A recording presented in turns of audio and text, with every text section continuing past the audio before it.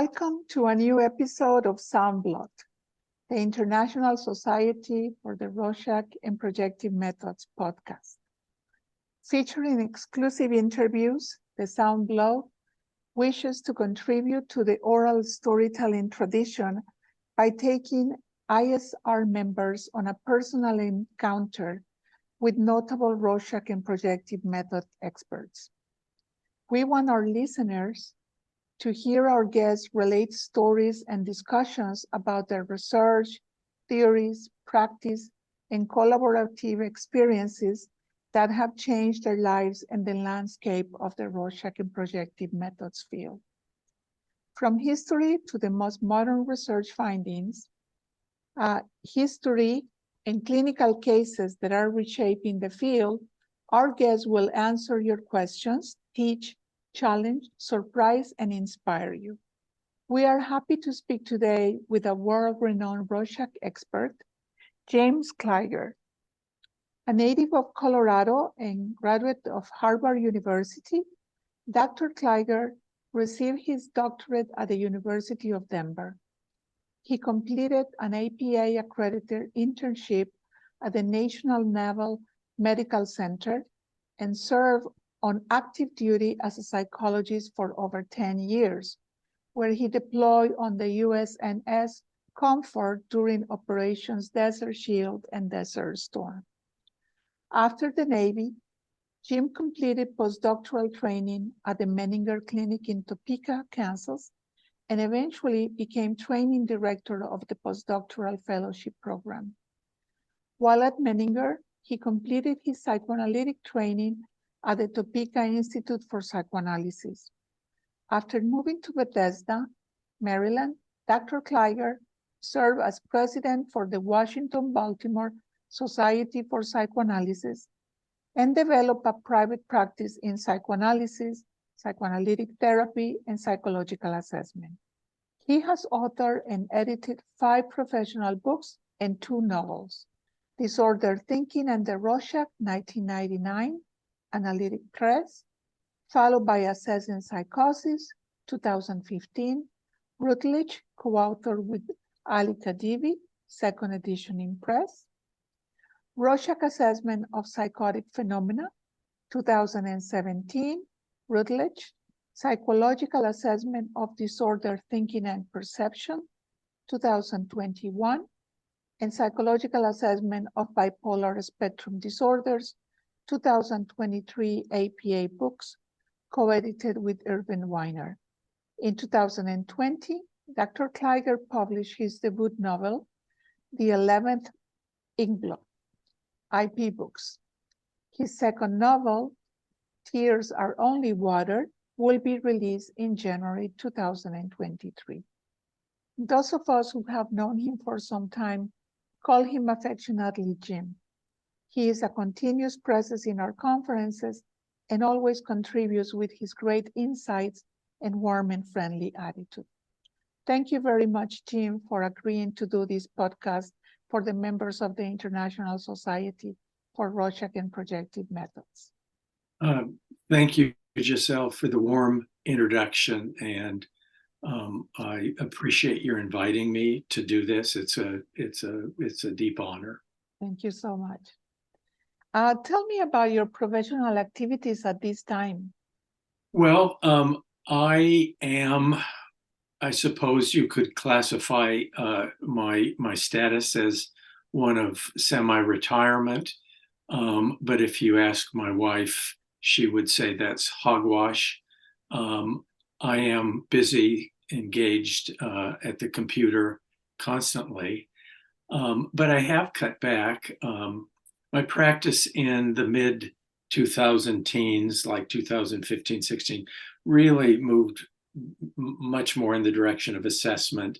I completed my last psychoanalytic treatment, a lengthy analysis, and began to taper my psychotherapy work.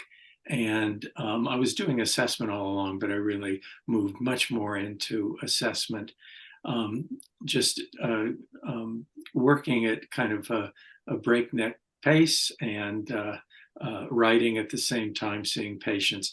About a year ago, I moved out of my office. I'm doing an evaluation a month and still seeing some people online.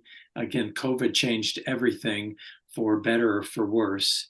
It certainly made this sort of thing possible, as well as seeing people remotely. So I have a couple of patients whom I still see, and a surprising number of webinars that I've done over the last year, and then a couple in-person workshops. Did a full-day workshop at the International in Geneva last year, and live event at APA, along with just a proliferation of webinars, some with RPAS LLC and some others. So that's keeps me very busy planning for those, and then doing a lot of writing. So doing a lot of writing, I was going to add. We're going to get to that a little bit later, but you have a couple of things that are coming up. But tell us, how did you learn about the Rorschach? It's just normally not part of the regular doctoral training, or was it in your case? Well, I met Herman Rorschach in 1915. I'm kidding. I wish I did, sort of a fantasy that I lived out in the book I wrote, The 11th Ink Blot. I was a graduate student at the University of Denver School of Professional Psychology back in the late 70s, and I think I had my first class on projective testing and the Rorschach in particular in about 76. And we used that very thin book by Klopfer, and I believe it was Davidson. It was a very thin brown book. And so that was how I was introduced to the Rorschach. As I think back on it, it was a very cumbersome system.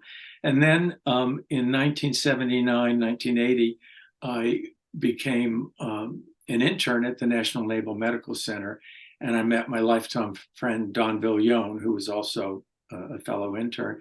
And Don had, as most people know, was a student of John Exner's. Exner came to the internship a couple of times, and he and Don oriented the internship class to the comprehensive system, which I used. I didn't do tremendous amount of assessment in the Navy, although I did some work, well, actually on the Comfort during the Gulf War with Rorschach. But really things changed for me in 86 when I got an out-service fellowship. I was still on active duty, but I went to Menninger to do a postdoc. And of course, they are steeped in the Rappaport, Schaefer, Applebaum, Maiman iterations of the Rorschach. So I learned the Rappaport system, used it. When I left that 2-year fellowship, I went back. I had to pay back time to the Navy. So I came back to Bethesda Naval Hospital, National Naval Medical Center, and I continued to use the Rappaport system, sort of swimming against steam, because very, very few enclaves of people were doing this. Sidney Blatt, Paul Lerner, they were just small groups, Alan Sugarman. So when I went back to Menninger, we were training postdocs in the comprehensive system. When I became the training director, it seemed to me that this was not serving our trainees well, who were going out into the community, having learned a system that was in many ways a wonderful system, which I still use certain aspects of that in my thinking. But we were training them to use a system that was in many ways antiquated. So I actually, this was back in 80. I'm trying to think. No, it was at the mid 90s when I had my old friend Don Villone do a telepsychiatry. This is way before Zoom. We had this big telepsychiatry hookup. We're in Bethesda, Maryland. He's in San Diego. And he did 2 very lengthy workshops on the comprehensive system. And this was not really a popular thing to do. There were some people who wrote angry letters that I was sort of diluting what had been so special. But, my feeling had always been that the system you use doesn't replace the way you think. And it makes me think of an early project back in the 90s with Bruce Smith and Virginia Brabender and Jed Yoloff and I, and at the time, Mary Jo Peebles, decided that we would write a book on a psychoanalytic interpretation of the comprehensive system. And that project, actually, we had an editor and that a publisher, but that project never really survived. And but lots of that kind of thinking was already in the air. Mm-hmm. So then I continued using comprehensive system and then switched to RPAS in 2012. So that kind of brings me up to my present yes. State. And why do you use the Rorschach in your practice, in your assessments? Part of it is because I always have, because it's part of a quality multi-method assessment. I believe that the Rorschach tells us things that a person can't, either in an interview or on self-report measures. And the Rorschach tells us what somebody does in their private, unscripted lives, how they think, which is something I'm always interested in, is learning about how people think and reason when they're on their own, without guidance and familiarity and so forth. Mm-hmm. It always tells me something. It's always often surprising. And not only you have utilized your the Rorschach in your practice, but you also have gotten into really investigating the nitty-gritty of the test, right? In your writings, your scholar work, I mean, you have really provided tremendous contributions. Tell us about that. Well, thank you for saying that. I don't know what interested me, what sort of innate ambition and drive led me to want to write early on. Before the Rorschach, I was interested in writing up cases.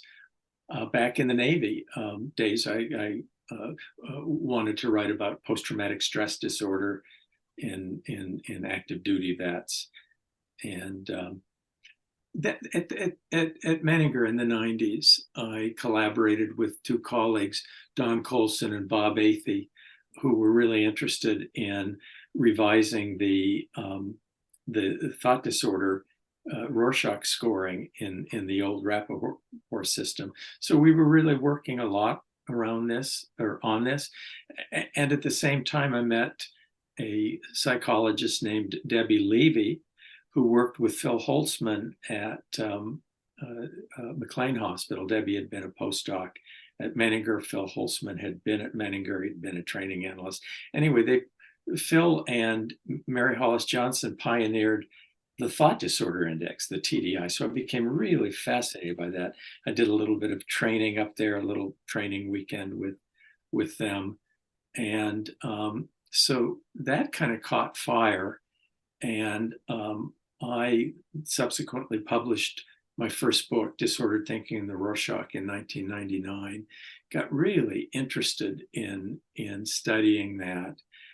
But it was a different approach because of my training and interests and experience. I'm not a researcher in the traditional nomothetic way. I guess I patterned myself more after people I knew at Menninger, people like Paul Lerner, which again, Paul Lerner was a giant, and I loved him, and but so I guess hadn't really thought about this at the time. I was interested in conceptual approaches. Actually had some contact with Robert Holt when I wrote the Disordered Thinking and the Rorschach, and then subsequently in 2017 when I wrote what I had intended to be a second edition or a volume 2, Psychotic Phenomena and the Rorschach. But it turned out as kind of a different book, maybe sort of a volume 2, I suppose. But I had a little bit of contact with Robert Holt, who was well into his 90s again.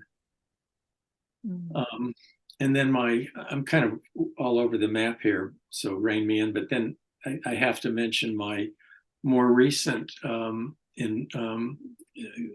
fortuitous experiences with Irv Weiner, who once again just stands head and shoulders over most of us in terms of what he's given to the field through his long career.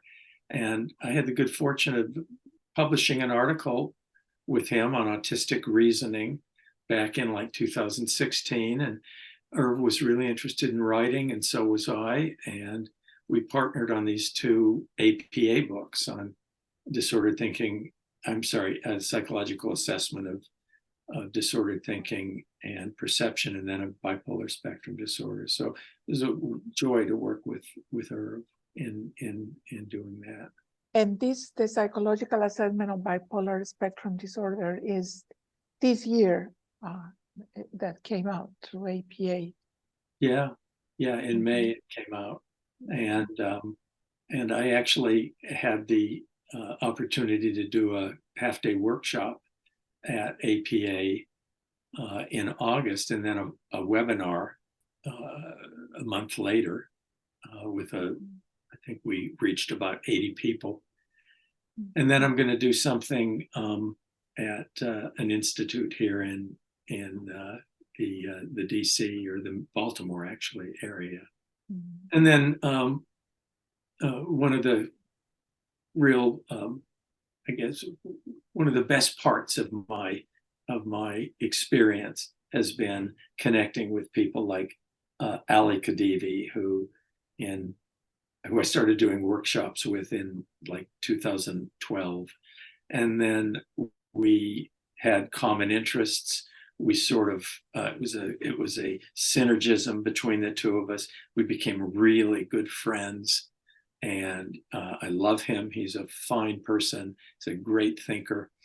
And so through our work together, my interest in psychosis sort of moved from just the Rorschach more to the phenomenon of psychosis, and then was able to sort of partner on a lot of these projects with Joni Mahura. And Joni, Ali, and I did some things together. And as you know, Joni and Ali did wonderful presentations in Genoa at the International last summer. And what should we expect in the second edition of the book on assessing psychosis? On disorder, assessing psychotic phenomena.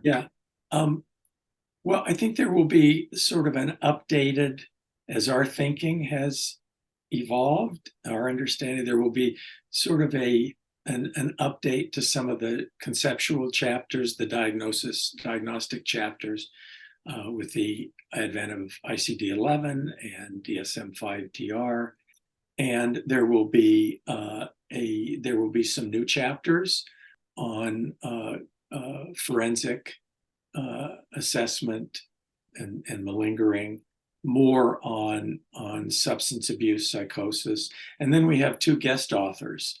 One author is going to do a chapter on at-risk states. And then someone else, I'm very excited about this, is writing about extreme beliefs, conspiracy theories, and so forth, and how that can be distinguished from delusional thinking. So we're supposed to have that finished this month, and I think we'll be sort of working feverishly to try to meet the deadline, hopefully. That's very exciting. And also you have your creative writing that with 2 novels that you said you have played with your imagination in one of the reviews that I saw about the book. So tell us about that. Well, that is kind of the passion at home, if you will, for my mind and thinking. I've always enjoyed writing. Again, before our conversation this morning, I'm working on a testing report. So those of us that do assessment know about writing, and I've been doing that for a long time. I don't think my writing was ever that good. I think it improved over the years, but I just got interested in this idea that actually came to my mind in 2000. I'm sorry, when I wrote my first book, Disordered Thinking, the Rorschach. Somehow the idea came to my mind about an 11th ink blot. As we all know, there's 10 ink blots. And I just began to play with that idea and thought that I wanted someday to write a story about that. And that idea sort of was dormant for decades. And then about 2019 or so, I picked it up again. And really, I think, engaged in kind of a piece of automatic writing. I mean, it just came from the right brain, and had a lot of fun with that. And then came up with another story that it's different. It's more of a psychological suspense and a bit of a soft crime drama about trauma and breakdown and transformation and healing, indigenous healing elements. And that's the most fun for me when it comes to writing. It's been very addictive and pleasurable. And it kind of allows me to draw on a 40 plus year career of having a deep interest in psychology and psychoanalysis and human struggles and kind of quirky characters. And so it's been a nice outlet. Well, congratulations. I know that one thing is writing reports and another thing is writing creative writing, but it is such a good exercise for putting together a lot of your psychological knowledge and experiences with human nature that I think is a wonderful activity that you're doing there. Tell me about what part of your professional life are you most proud of? I had thought about that prior to our conversation. And what came out is that there's no single thing that stands head and shoulders above everything else. I've got some noise outside here. I hope it's not, there's some mowing. I think that I have been very grateful about the ability to connect with people, to be interested, to work with them in an honest and ethical way. I think a lot of that I attribute to my mother, who was a nurse and very good with people. And I'm grateful to have a good mother inside. And I'm grateful that I've gotten, as I said before, the sort of drive and ambition to investigate things, to write about them. And through that, it's kind of connected me with people like Ali Khedivi and Jed Yoloff and Don Villion and many others who have become really important to me. Odile Hussein, Bart Evans, Bruce Smith. Odile and I do that international case consultation. We've got one coming up this week. We meet 3 times a year with a wonderfully diverse group of international psychologists looking at doing a case conference, really heavily focused on the Rorschach. So, those sorts of things have been joys. Irem, Attack, and meeting you. And I think I enjoy that probably more than going to SPA, which I haven't done recently, but going to international meetings is just, for example, when Odile and I do these case consultations, everybody is in a little square on Zoom. And Zoom is wonderful because you can do that. But you know people from just this little inch by 1 inch square. And it is wonderful to finally meet that person at an internet. That is just beyond words how gratifying that's been. So yeah, I think that's probably the apex is just meeting people with shared interests and then becoming friends with them. That's a great answer.